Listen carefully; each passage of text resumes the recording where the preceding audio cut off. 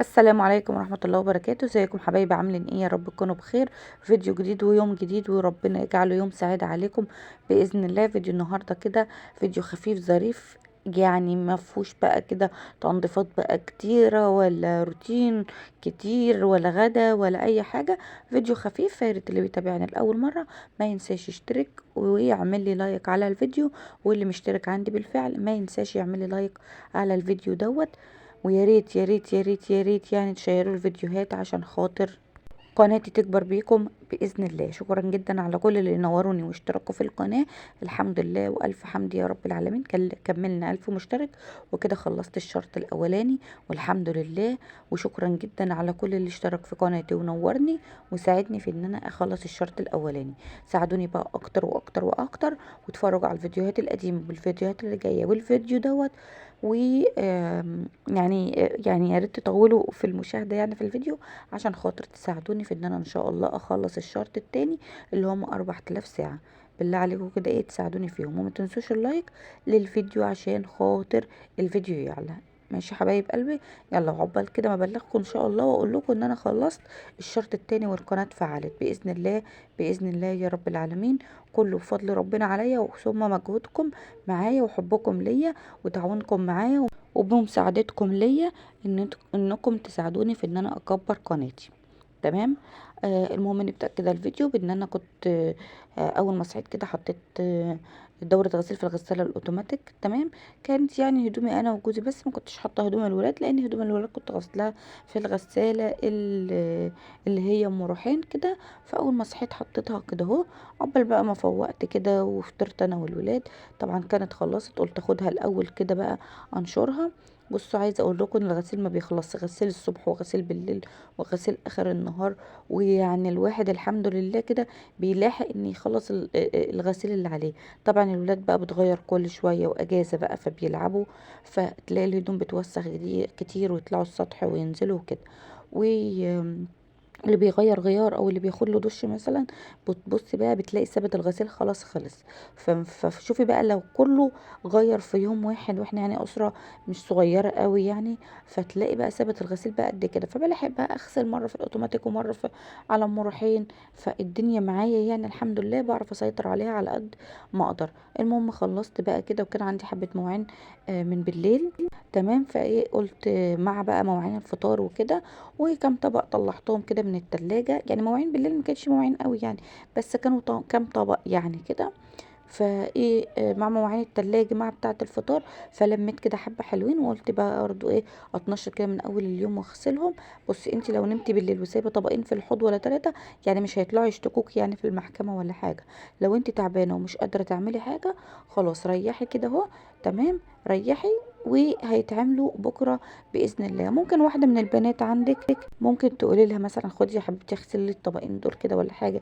يعني انا بناتي بخليهم يغسلوا لي برضو، بس ايه اطباق استانلس مثلا كده بلاستيك معالق، يعني بخاف عليهم برضو من الازاز وكده فبيساعدوني برضو شويه.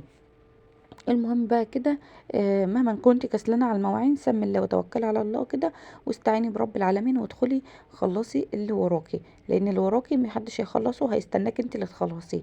هي الحاجات اللي وراكي بتحبك انت اكتر بصراحه، فمحتاجاك انت اللي تخلصيها يعني.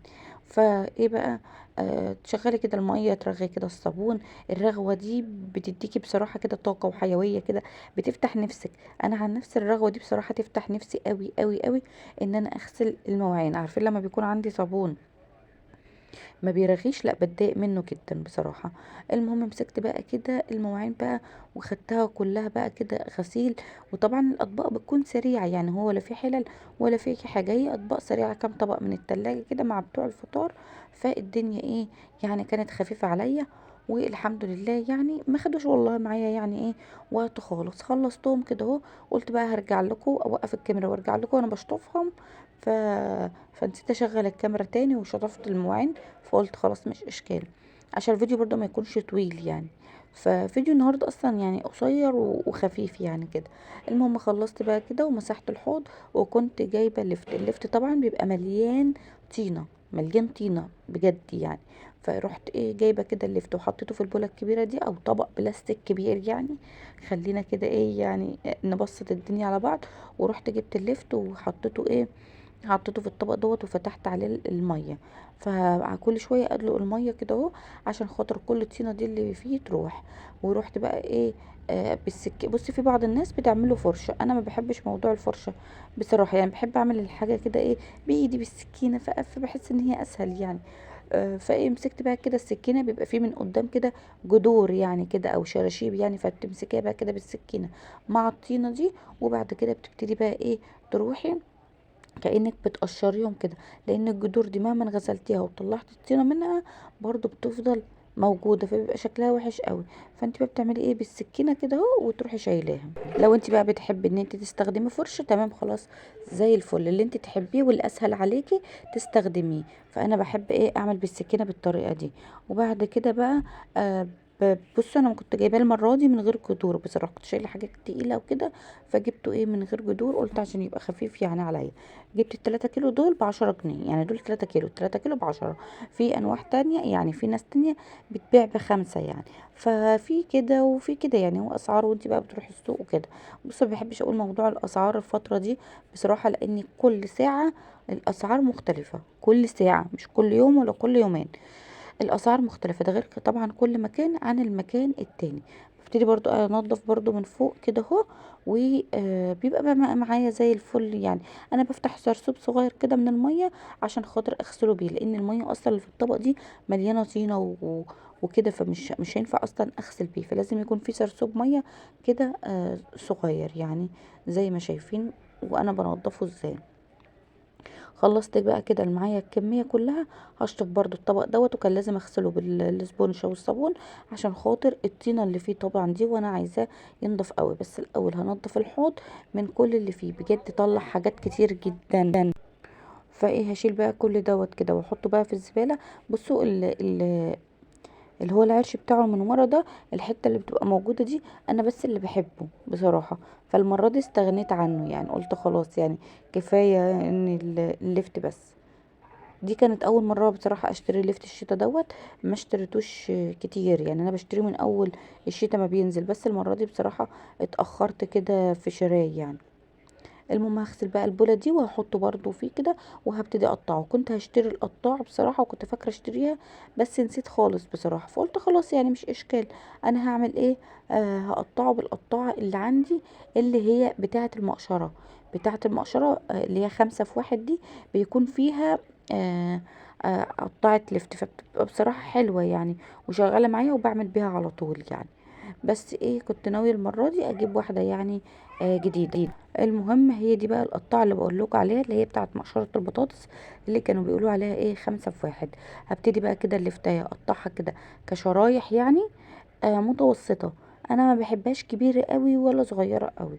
الصغننة خالص دي بقطعها كده نصين، ما بقطعهاش يعني بالقطاع ولا اي حاجة، هي كده بتبقى حلوة وبتستوي وبتبقى ايه معايا زي الفل. الكبير بس هو اللي انا بقطعه شرايح كده، وبعد كده ببتدي اقطعه بالقطاعه. ممكن تقطعي بالسكينه عادي خالص لو ما عندكيش القطاعه، بيبقى حلو برضو.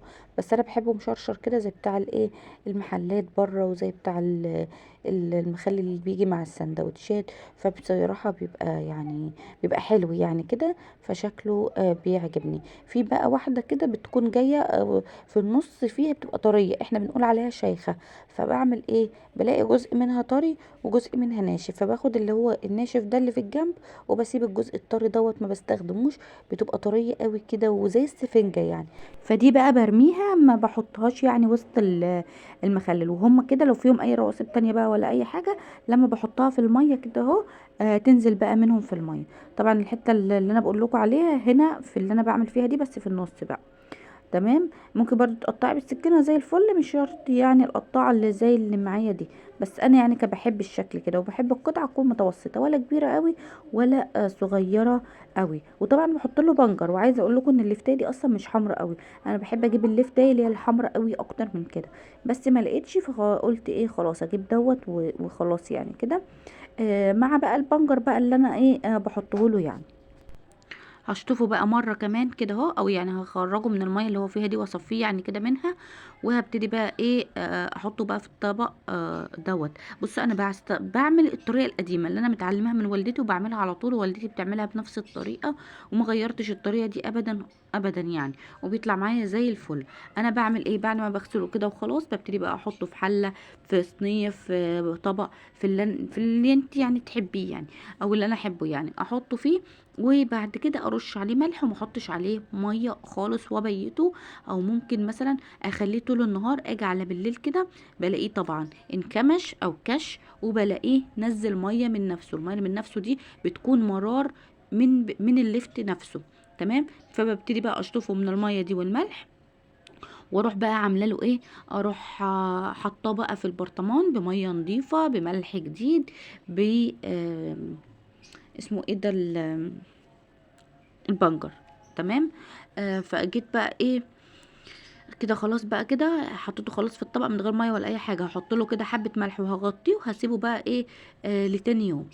ماشي، لتاني يوم بقى كده، وهسيبه في الملح بقى اللي هو فيه كده، واسيبه بقى لتاني يوم زي ما قلت لكم يعني. تمام، سامحوني لو كنت بنسى يعني كده. المهم هغسل بقى الطبقين كده بقى اللي فاضلين دول. ماشي، انا عملت يعني زي ما قلت لكم كميه لفت يعني قليله، ما حبيتش ان انا اعمل كتير قوي. هغسل بقى مكان ما انا كده وسخت الحوض بقى وهغسل يعني مكان الطباق. يلا يا بنات، ما تنسوش اللي ما عملش لايك لغايه دلوقتي يعمل لايك، واللي مشتركش يشترك في القناه، يخلي قناتنا تكبر بيكم اكتر واكتر واكتر باذن الله. قريب باذن الله كده نخلص الشرط التاني بتاع اليوتيوب يا رب العالمين يا رب. المهم دخلت بقى كده على البوتاجاز بقى، قلت بقى كده لمعه بقى واغسله وانضفه، عشان خاطر الرده دي بصراحه لما بتقعد على البوتاجاز، الرده دي مكان تأمير العيش وكده، لما بتقعد كده على البوتاجاز اول حاجه هي بتتحرق من النار. تمام. تاني حاجه لو جه ميه وحله شوربه ولا حاجه فارت على البوتاجاز بتلزق اكتر، ومع الحرق فهي رده حاجه بسيطه، بس هي اصلا بتبوظ اصلا البوتاجاز بجد قوي قوي قوي. فانا ايه قلت برضو امسحها كده على طول عشان خاطر ايه ما تبهدليش يعني البوتاجاز. فانا بحاول على قد ما اقدر ان ايديا تكون في البوتاجاز على طول، ما خلوش يتبهدل مني، او ان هو ياخد وقت كتير في التنظيف، او ما تنظيفات يعني اجيب له تنظيفات وكده. اما يعني لما بكون تعبانه او لما يكون عندي ظرف يعني، هو ده الوقت اللي بعمل فيه. فطول ما انا فاضيه وطول ما انا ايدي في البوتاجاز خلاص يعني بيبقى زي الفل يعني وكده. برضو الحته اللي جنبه دي باخدها معايا كده على طول بمسحها، عشان خاطر اي دهون بتطرطش عليها يعني. برضو الجزء برضو اللي هو بتاع المطبخ ده، او الجزء بتاع الرخام ده على طول برضو كده بمسحه جنبي، عشان خاطر ايه ما يفضلش فيه برضو دهون كده وتتراكم. فبس يعني كده فيديو بتاع النهارده طبعا قصير كده وخفيف ومش فيه شغل كتير. يعني ايه، حبيت كده ان انا اعمل معاكم الليفت، وحبيت ان انا انضف معاكم كده البوتاجاز. واتمنى ان الفيديو بتاع النهارده يعجبكم، واتمنى فيديوهاتي كلها بتعجبكم، واتمنى اكون عند حسن ظنكم يعني. يا رب العالمين. وفرحانه جدا بالكومنتات بتاعتكم اللي بتجيلي وبالتفاعل بتاعكم معايا. وكده اكون خلصت الفيديو، والسلام عليكم ورحمه الله وبركاته.